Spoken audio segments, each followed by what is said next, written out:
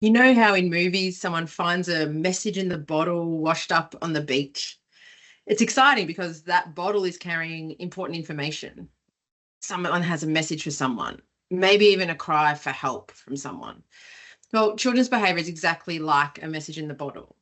When a child is showing us these big behaviors, they're running away, they're getting up very quiet and frozen, they're refusing to pack up time, they're not eating their meal. They're sending us a really important message.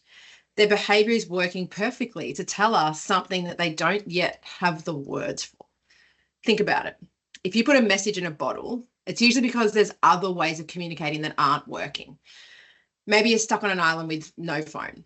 Maybe you need help, but you can't call out. Children are just the same. Sometimes behavior is the only way they can send us their message. What might these behavior messages be telling us? Maybe the child is running away because they don't know how to manage play conflict. They're not yet sure how to negotiate with others. Maybe when they get really quiet, they might be saying, I'm feeling overwhelmed. This environment is too noisy. It's too bright. Maybe when they can't sit still, they might be saying, my body needs to move. When they're having a meltdown, they might be saying, I have these big feelings and I don't know what to do with them. Our job isn't to stop these messages because they're actually really important messages to receive.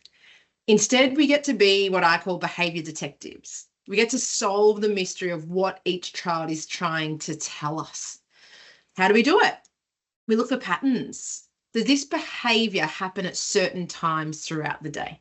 And I know you're gonna possibly tell me there's no triggers, there's no pattern. Well, could there possibly be a trigger?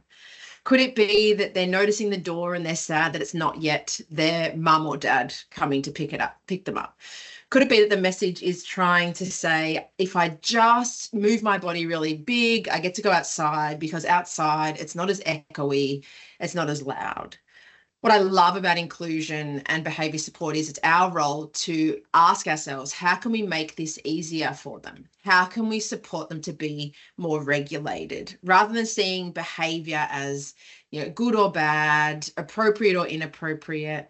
How do we just look at this message that's in a bottle and support them with what they're trying to tell us? So next time you see big behaviors that may actually escalate some behaviors in you where you might get frustrated, you might shut down, what are they trying to tell us? What in this moment do they need in regards to their emotional support, in regards to their play behaviors, in regards to their body and their movement? In this moment, what do you feel they need? And if you were in that child's shoes, if you were putting a message in that bottle, what would you be trying to tell us?